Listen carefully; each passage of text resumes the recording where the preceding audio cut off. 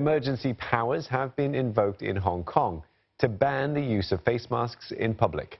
It's the toughest response yet from Carrie Lam's government after 4 months of increasingly violent protests.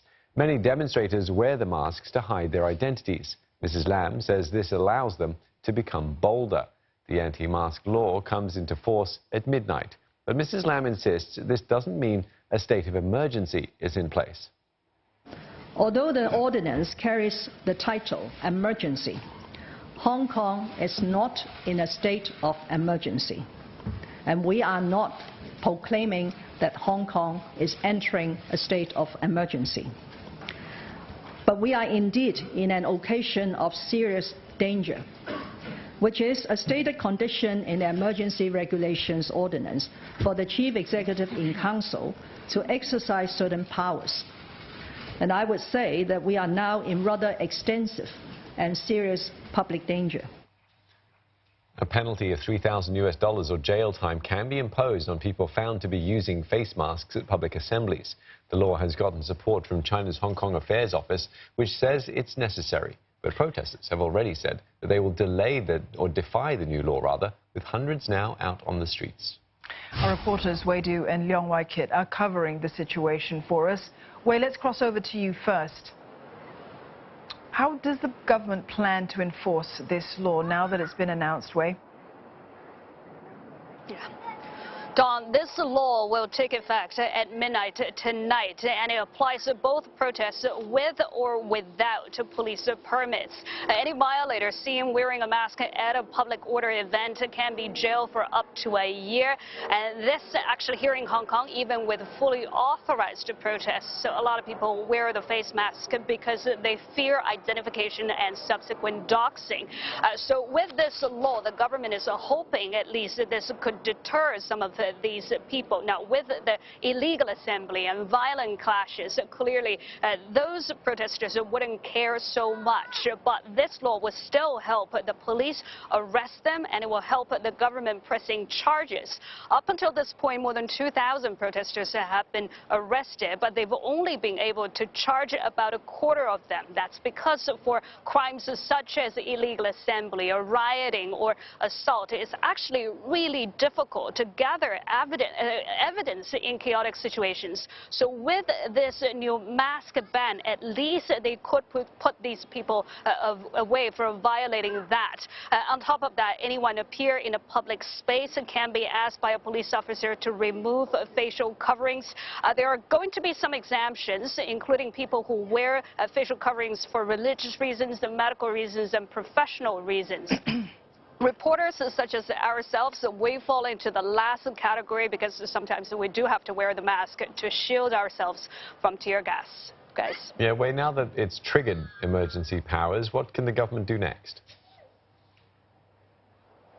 Yeah, that's right, Steve. Actually, the mask ban is not that uncommon. A lot of countries have it, including some Western democracies. But a lot of people take issue with how Hong Kong introduced it. That is, by invoking this almost a century-old colonial law that's only been used once. The emergency order gives the chief executive very broad powers, including detaining people for a lengthy period of time without trial, stopping the normal publication of news, and seizing and appropriating private property. That is why a lot of people call this the Pandora's box. And here locally, there's lingering suspicion that the government actually wants to invoke the emergency in order to delay a district-level election that's scheduled for next month. A lot of the local media speculated that's because the government fears a landslide loss. Now, of course, that's why you saw reporters repeatedly asking these questions. So what will you do next? Where would you stop? The government says it is still working towards having that election next month. It's willing to roll out capital controls because the free movement of money is enshrined in Hong Kong's basic law. But aside from that, the officials are now saying they wouldn't rule anything out. They will only say any action they take will be carefully assessed. Wei, to the point of just what they can do next, can the Legislative Council or even the courts weigh in on the situation here? Don, they can, but the ability for both the Legislative Council and the courts to act as the checks on government action is now severely curtailed. Now, at the press conference, the officials repeatedly said this new order will be scrutinized by the Legislative Council when it reconvenes on October 16th. But the fact is, this scrutiny process is known as negative vetting. That means the order goes into effect and it stays as is until Legislative Council, a majority of the members vote to either veto or amend it. And right now, simply the pro-government camp controls the legislature, so that is very, very unlikely to happen. With the courts, of course, any administrative action is subject to judicial review, and in fact, somebody has already filed a judicial review on this order, but that's a process that's going to take a long time, a few weeks, if not a few months. And because, as Carrie Lam said, this Hong Kong's emergency bill actually does not require a state of emergency. It simply requires a public danger. The threshold is set very, very low, certainly compared to a lot of the European countries that would require a threat to the life of a nation.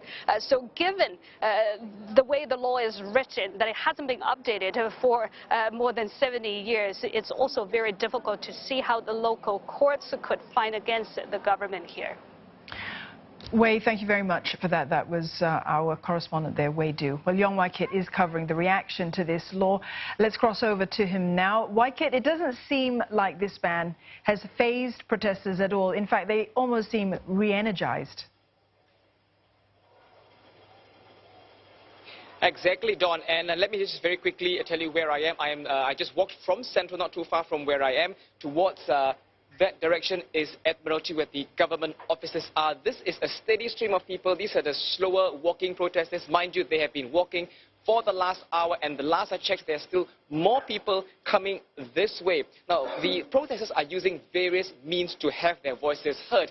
They've been using very visual elements such as wearing masks in direct defiance of what Mrs. Carrie Lam had announced today, introducing an emergency law to ban face masks. People have been handed free masks on the streets. Almost everyone on the roads right now is wearing a mask in direct defiance. Now, they're not only having their unhappiness seen, they also want their unhappiness heard. Now, for the past 4 months, we've heard various slogans, including Hyung Kong Yan Kaya, which literally means press on, Hong Kong citizens. Today, though, the slogan has been modified. They have been saying Hyung Kong Yan Fan Kong, which means Hong Kong citizens fight back, resist. And this is something they've been chanting today since Mrs. Carrie Lam has introduced the emergency law. Now, I spoke to as many people as I can, but bear in mind, the profile of these people are generally people who are opposed to the bill, so they will generally tell me the same thing. But these are some of the things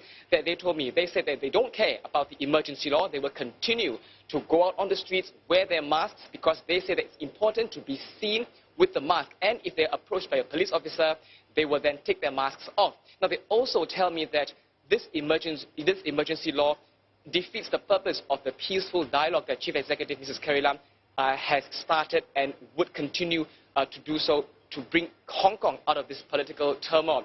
Regardless, the law has been passed, the deadline has been set, 12 a.m. on Friday, and judging by the level of defiance, if people want to continue to have their voices heard, it is very well likely that they would stay on into the middle of the night until the law comes into effect and challenge the authorities on that. Having said that, the authorities have introduced the law because they hope that this will deter more people from coming out, especially radical protesters who come out and act violently. So, of course, the law is intended for that, but whether or not it will be effective really remains to be seen, guys. Yes, we may find out in less than 4 hours' time. Thanks very much for that. Leong Wai Kit speaking to us from Hong Kong.